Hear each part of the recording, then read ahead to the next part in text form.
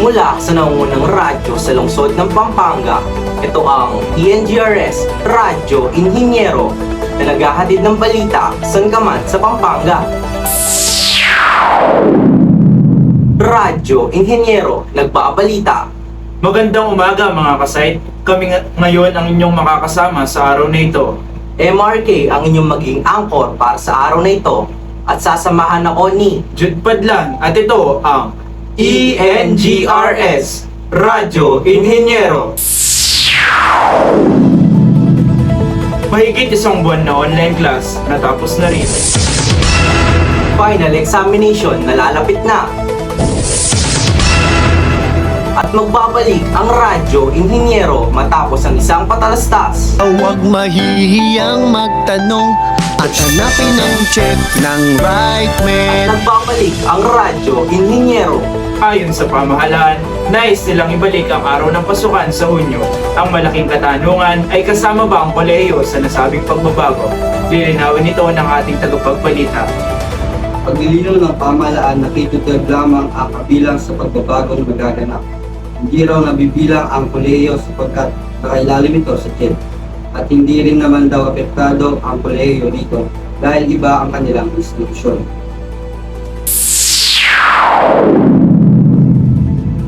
Kasama natin ngayon si Mr. Jerome na nasa Eskwela de Artes de Bacolor upang magatid ng balita sa nalalapit na final examination ng mga college students. Salamat, Sir Jude. Final examination para sa mga college student ay nalalapit na.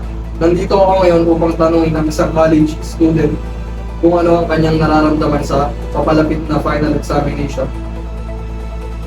Kuya, ano po ang nararamdaman ninyo sa papalapit niyong final examination? Miss Caster, hindi ko na po alam. Lumaki po ako sa Dibkal, kinulong ko po sarili ko para mag-aral. Okay, maraming salamat po. At ayun ang sitwasyon ng mga estudyante kaya sa lahat po na magpa-final exam, good luck and God bless. Balik sa inyo, Sir Jude. Maraming salamat Jerome sa iyong mainit na balita. At magbabalik ang ENGRS Radyo Inhinyero. Sa mga kasayt natin na may balak bumiyahe pa south, mabuting magbawan ng payong dahil ayon sa ating weather forecaster, maaaring mahina papuntang malakas na ulan ang babagsak sa ilang lugar sa Batangas, Laguna at Cavite. At nagbabalik po tayo sa Radyo Inhinyero. Balitang trending! Viral ngayon ang isang comment na umabot ng sa 5 milyong views. Nakasaad dito na si Alice Guo, nakita na ang nawawalang birth certificate ng kanyang ina. At sa hindi na sa magkakataon, birthday rin ng Ginang Gu. Sa araw na ito, Happy Birthday! Ang ating oras ngayon ay alas 7:30 ng umaga. Alit sa inyo ng Angel's Burger, unang kagat, kinapay lahat. At ang nangunang radyo, Radyo Inhinyero. Ang programang ito ay rated SPE. Striktong patnubay at gabay ng magulang ang kinakailangan. Maaaring may masiselang tema, lengguwahe, karahasan, sexual, horror o droga na hindi angkop sa mga bata. Magandang araw sa inyong lahat, mga kasay. Nagbabalik na naman po ang programang labis niyong kinagigiliwan. Ito ang Mga Kwento ni Jerome. Ako po si MRK, ang inyong host ngayong araw. Sa araw na ito, tatalakayin natin ang isang mahalagang paksa na madalas pinag-uusapan. Ano nga ba iyon, partner? So ito nga yun. Ito ang mga hindi magandang maidudulot ng droga. Ngunit sa kabila ng mga negatibong aspeto nito, may mga kwentong puno ng pag-asa at pagbabagong buhay na nagmula sa mga taong nagtagumpay laban sa droga. Samahan nyo kami sa maikling kwento ni Jerome at ang ating pakikinggan ang istorya nito. Narito ang kwento ni Jerome Baltasar o tawagan natin sa pangalang Jerome. Si Jerome ay isang pangkaraniwang kabataan na nagmula sa isang simpleng pamilya. Maayos ang kanyang buhay at masipag siyang mag-aral. Subalit datapwan, nang tumuntong siya ng kolehiyo, unti-unti siyang napalapit sa masamang bisyo, ang paggamit ng droga.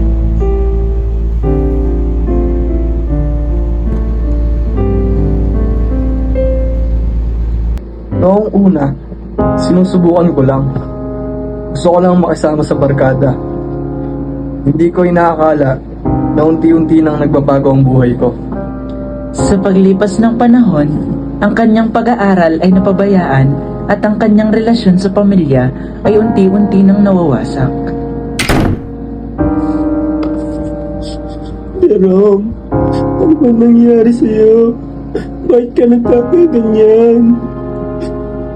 Hayaan niyo na nga ako. Tatay lang kita. Wala kang karapatan sumbatan ng buhay ko at isa pa, hindi niyo ako maiintindihan. Anak, itigil mo na yan. Nakakasama sa buhay mo yan. Hindi mo ba inaalala ang mga nagmamahal sa'yo? Tumigil ka na, tay. Minsan na lang ako umuwi dito, sinusumbatan mo pa ako. Hala, grabe naman si Jerome, partner. Hindi niya pinapahalaga ng tatay niya. Oo nga, nakakalungkot na istorya. Kaya kayong mga kabataan, ugaliing galangin at respetuhin ang inyong mga magulang. Nang sa ganon ay humaba pa ang kanilang buhay. Partner, napakwento ka na dyan. Ano nang nangyari kay Jerome? Ito na nga, pakinggan natin muli. Sa nalipas na mga araw, tuloy-tuloy pa rin si Jerome sa kanyang nakasanayang bisyo. Isang araw, natagpuan na lamang si Jerome na walang malay sa kalsada. Siya ay sinugod sa ospital at doon nagsimula ang kanyang pagbabago.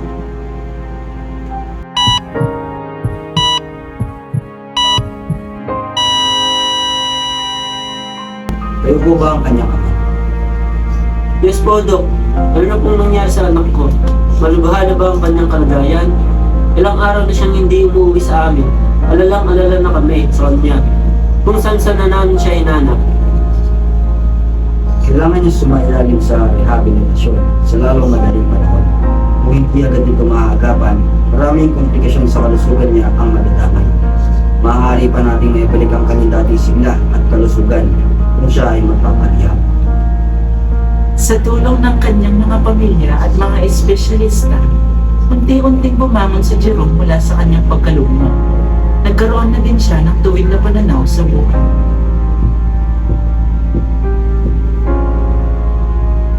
Sa tulong ng pamilya ko, nahanap ko ang lakas para magbago. Hindi naging madali, pero kinaya ko. Ngayon, si Jerome ay isang aktibong miyembro ng isang support group na tumutulong sa mga kabataan na nalulong sa droga. Siya rin ay nagtapos ng kolehiyo at nagkaroon ng maayos na trabaho. Ang pinakamahalaga ay natutunan kong magpatawad sa sarili at magpursige pa sa kinabukasan. Hindi ko na kailanman uulitin ang pagkakamali ko. Paparating ko ang istorya ko upang maging inspirasyon sa iba. Hindi pa huli ang lahat. Lahat tayo ay may tsansang magbago. Umar, Don Honorio Ventura State Basketball Team nanalo laban sa Tarlac State University noong May 23, 2024. Atin naman basahin ang mga komento at saloobin ng ating mga online listeners. Itong kanilang mga sinabi, partner. Sabi ni Listener 1, Naku, kawawa naman yung tatay ni Jerome. Sana man lang inisip niya na tatay lamang niya ang kasama niya sa buhay. Yay! Buti ay naging maayos na ulit si Kuya Jerome. Sana di na siya ulit nalulong sa masaming bisyo. Isa akong college student. Ngayon at dati, nagkaroon din ako ng bisyo. Pero tinigil ko na kasi iniisip ko na sayang at sakripisyo ng aking mga magulang. Sana po ay tuluyan nang mawala ang bisyo sa ating bansa. Marami po kasi itong nasisira ang buhay. At kadalasan ay ang mga nag-aaral ang nalululong rito. Partner, mukhang halo-halo ang komento ng ating mga tagapakinig. Oo nga, partner. Pero ikaw ba? Anong masasabi mo sa buhay ni Jerome? Ang kwento ni Jerome ay isang patunay na kahit gaano pa kalalim ang ating kinakaharap na bisyo ng droga, ay may pag-asa pa rin tayong magbago. Ang mahalaga ay pagkakaroon ng suporta mula sa ating pamilya at komunidad. At ang ating sariling determinasyon na magbago para sa ikabubuti, hindi lamang para sa ating sarili, kundi para na rin sa ating bansa. Huwag nating kakalimutan, ang droga ay hindi solusyon sa ating mga problema. Ito ay nagdudulot lamang ng kapahamakan at pagkasira ng buhay. Ngunit, sa bawat pagsubok, may pag-asa. Ang mahalaga ay bumangon at magsimulang muli. Maraming salamat sa inyong pakikinig. Sana ay may natutunan kayo mula sa kwento ni Jerome. Huwag kalimutan, sa bawat dilim ay may liwanag. Hanggang sa muli, ito ang mga kwento ni Kuya Jerome.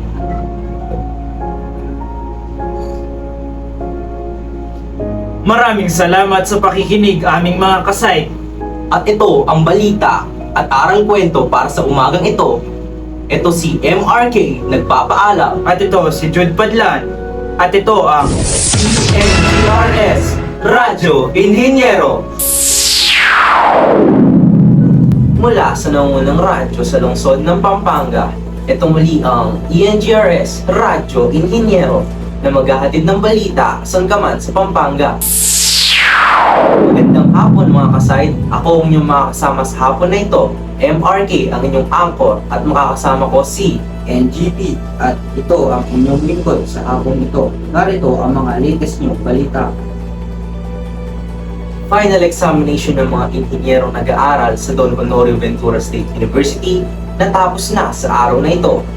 Charter change, posibleng maisama sa botohan sa susunod na eleksyon.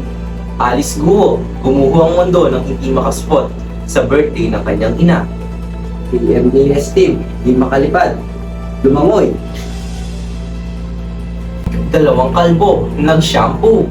Isang matanda, walang sa tulay. Basa. Bagyo, hindi natuloy, nag-outing. Narito ang mga balitang nonsense. At magbabalik ang radyo inhinyero matapos ang isang patalastas. Magbangon tayo. Miss Kape ka. Iwan? Hindi. Yung puro Nescafe Classic. 100% puro at natural. Kape ang lasa at aroma. Para 100% missing ang isip, katawan at diwa. Young Good. Para sa pamilya ko. Sa 100% puro at natural. Nescafe Classic. At nagbabalik ang radyo inhinyero. Mga college students sa DAPSU ay natapos na para sa kanilang huling pagsusulit.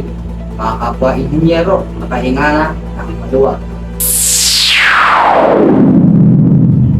Ngayong araw ay natapos na ang huling araw ng pagsusulit ng mga college student at magsisimula na ang summer vacation. Ngunit pasintabi sa mga mag-summer class, padayon engineers. Alice Gu, hindi ko muna yung nakadalo sa birthday ng kanyang ina. Farm. Base sa isang tweet, di raw niyan maiwan ang farm sapagkat dito na siya lumaki. Para sa mga nagbabagang flash news, hatid sa inyo ni Mr. Flash. Sa bilis magbalita, hindi pa nangyayari, nababalita na. Bagyong Estong patuloy na lumalakas. Bagyong Estong ay patuloy na lumalakas habang papalapit sa hilagang bahagi ng Luzon.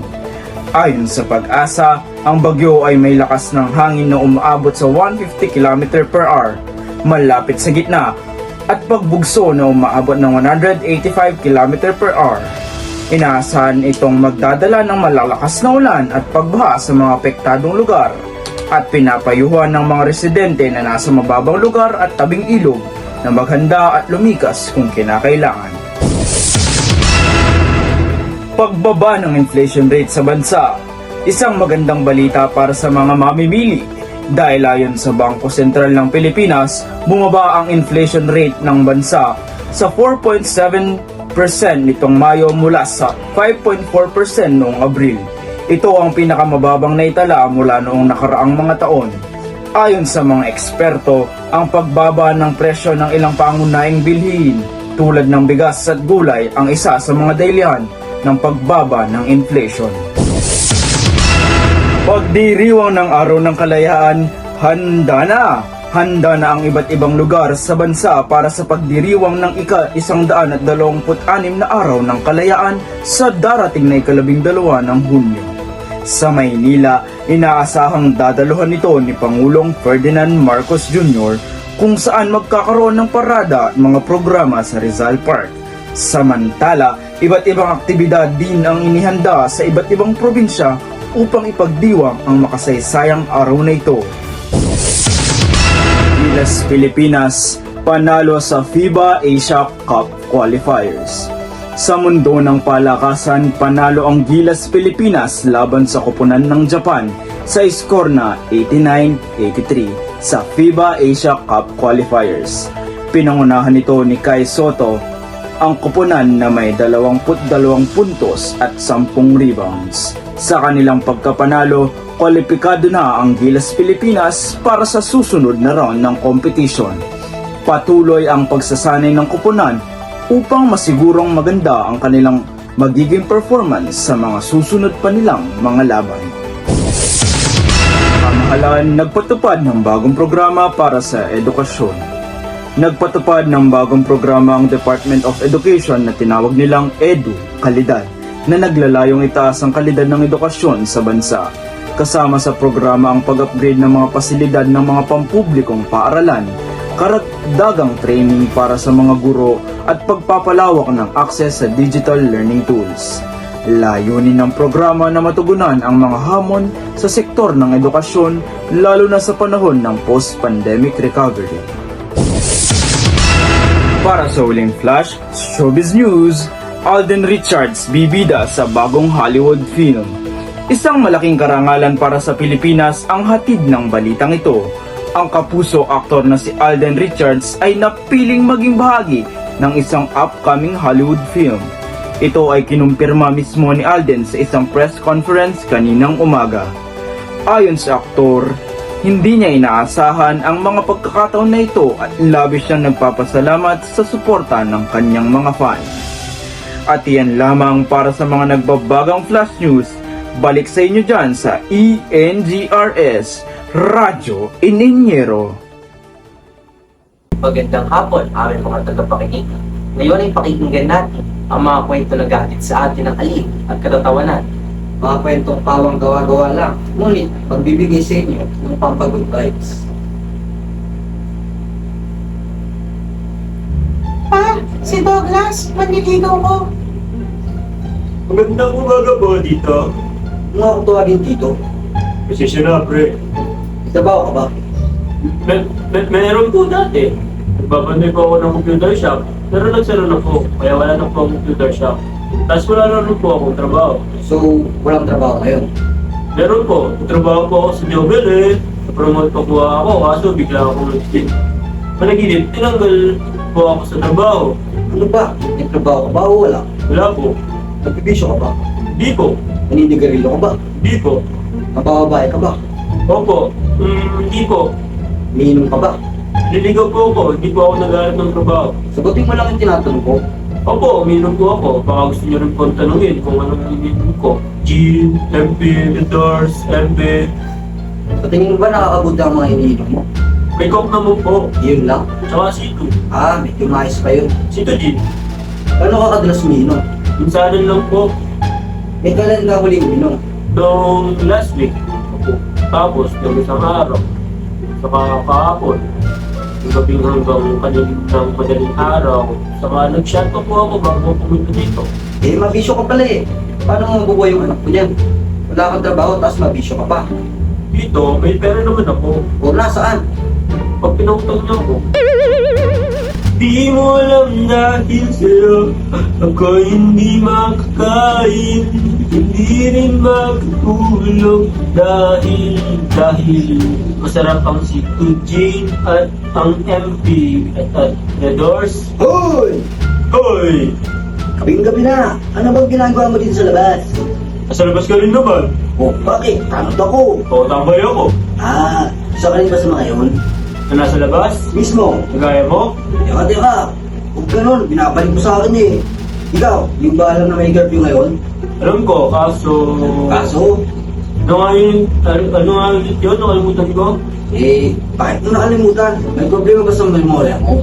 Lasing kasi ako eh. Bakit? Lasing ka rin? Aba, loko-loko to ah. Sumama ka nga sa akin. Bakit? Magsishot na tayo? Paparusahan kita. Boom! Wow. Pag-deliver kasi ako. Anong i-deliver mo? Wala ka namang hawak-hawak. Load. Abay, pilosopo ko talaga eh, no? Sumama ka nga sa akin. Wow, teka. Broken kasi ako eh. Alam mo yung hindi ko nakita yung papa ko kasi hindi pa ako nakakita ng baby pa ako. Tapos hindi ko rin nakita yung mama ko kasi hindi pa ako nakakita ng baby pa ako. Tapos ayaw sa akin ng papa ni baby. Sorry. Nakaka-istorbo ka, pre. Sorry. Tuloy mo lang. Lugar ka, respeto. Oh, sorry. Tuloy ko na ha. Tapos ayun, ayaw sa akin ng papa na ninindigawan ko. Kasi wala daw akong trabaho, pero mabait naman ako, tsaka po mabait naman ako, tsaka may pera. Pero basta mabait ako. Alam mo, nakakawa pala talaga yung istorya mo. Sige na nga, pagbibigyan kita ngayon ha. Mag-aalak. Munggong, hindi na kita huliin. Ay, ang babae mo, hatid na kita. Teka. Bakit? Kung sabihin nakalimutan mo rin, saan yung bahay mo? Wala akong bahay. Naaliw ba kayo sa ating mga kwento? Sari nasihan kayo. Hanggang sa muli. Maraming salamat sa pakikinig, aming mga kasay. At ito ang mga balita at aral kwento para sa hapon ito. Ito si MRK nagpapaalam. At ito si NGP. At ito ang ENGRS, Radyo Inhinyero.